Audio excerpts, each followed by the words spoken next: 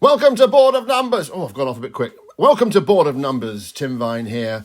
And it's episode 9 of the show, which talks about every single number on the dartboard, all 20 numbers, and then ending with the bull. That's right, 21 episodes.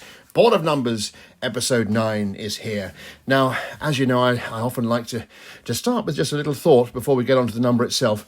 And I heard John Part say something yesterday in commentary for the Worlds. And he said this. He said he thinks that every single dart player is either one of these two descriptions, a rhythm player or a deliberate player, feeling that everyone really falls into one of those two groups. I thought that was a fascinating thing to say, because you think of certain people who throw very rhythmically. I guess you think of, well, who would you say? Oh, Gary Anderson would be a rhythmic player, wouldn't he? And obviously MVG. Well, lots that I can't think of the names of all these people now. You would say perhaps it's only referring to speed. The more I think about it, the more I think maybe it's not really true. Maybe if you throw slowly, why can't that be called a rhythm? Because look, listen, the greatest of all the dart players, Phil Taylor, he threw very slowly, didn't he? And yet he did do the same thing each time. So there was a rhythm in there. It was a slow rhythm. Or maybe you do call him a deliberate player and not a rhythmic player, a rhythm player. I don't know. I think I've always been a deliberate player, and yet when I think of times when I've been playing down the pub for 3 or 4 hours, and I haven't done that for many years to be honest, but when I was going through that place, the Vibe was the name of the bar we used to play in, great place, and it closed. That was a problem. And myself and, say, Darren Hawkins and all the gang down there, we'd play for hours on end. And towards the end of the night, I would speed up. And you'd be hitting, on a good night, you'd be hitting everything, but doing it quick. So maybe it's to do with the fact that the faster you go, the better you get. But again, listen, we've only got to look at Phil Taylor to discover that that's nonsense. So, who knows? A rhythm player or a deliberate player? Which one are you? There's my question to you. Now then, we're here to talk about numbers, and we haven't even spoken about the number 9 yet, so let's get on with it. Single 9 comes up in several different ways on a dartboard during a 501 pro game. For example, if you're on 41, the pro generally will go 9 double 16.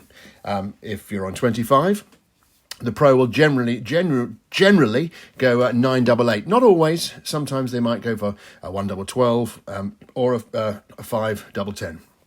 49, the pro would probably hit the single 9 for double 20, but possibly more likely they'll throw 17 for double 16. 29, again, 29 is a bit of an icky number to end up on. A lot of pros wouldn't get themselves in that position in the first place, but if they were on 29, maybe they go 9 for double 10, or perhaps on 29 they go 13 for double 8, possibly slightly more likely. The danger, of course, of a single 9 is at either side of it you have a single 14 and a single 12, neither of which are odd numbers. They're both even. So if you're on 41, you go for the 9 and you hit 14. Now you're on 27.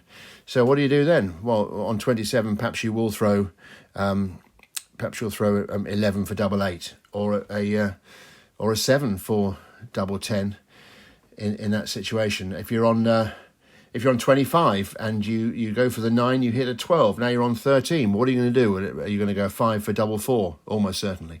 You're on 49. You go for the 9 and you hit a 14. Now you're on 35. Well, you drop down, pick up the single 3 for double 16. You're on 29. You go for a single 9 to leave you a double 10 and you hit the 12. So now you're on 17. Well, almost certainly the pro will go 1 for double 8.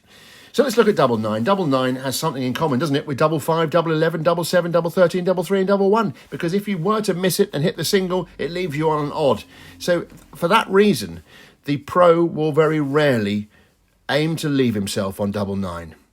Most of the time that a pro ends up on double 9, it's off the back of having previously gone for double 18. He's gone for double 18, he's hit the single 18, now he's on double 9. That, as far as I can see, is the only way the pros end up deliberately on double 9. Well, not deliberately, by mistake. That's the only time they ever end up on double 9. Period.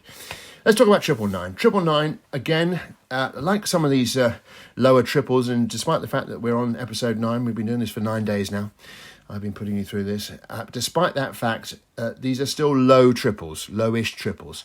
999 is not often used. I would go so far as to say it is only used in one situation in a 501 by a pro, and that would be when on 63. And it's quite rare, I would say, that a pro would use this, but it is something that happens occasionally. And you go 999 for double 18. Okay. Now, I want to tell you a little short story to end with about how I bust on 999. And I was, at the time, I was playing quite a lot. I was playing quite well. And this is a few years ago now. And I was in a local singles tournament. I was on 125. And I thought to myself, as anyone would, you think to yourself, well, I'll go out a bull and then I'll try and go treble 20, double 20. Well, I went too well with my first dart and I hit the bull, 50. So now I'm on 75. And of course, in that situation, I think, well, perhaps I'll just stay here and go for the outer bull and then another bull. So with my second dart, I threw for outer bull, I hit another bull. So now I've thrown 2 bulls and I'm on 25. And I think to myself, I'll throw a single 9 to leave double 8. I threw for the single 9, hit the 999. I'd scored 127 while trying to go for 125, and I had bust. Behind me, I heard someone say, "You muppet." But secretly, I was rather proud of it. Do you ever get that? Us amateurs do. Sometimes you bust it, but you bust it in a way that's, rather nice, really. It's like when you're on, 100 and, well, if you're on 180, for example, you go treble 20, and you want to hit the single 20 to leave yourself double top. It's a dangerous shot, that. You've got to aim high, as they always say. You've got to aim high. But if it doesn't drift high, you could catch a flight, you could get a 180 and bust it. It can happen. It really can. That's the end of this episode. See you for double figures next time.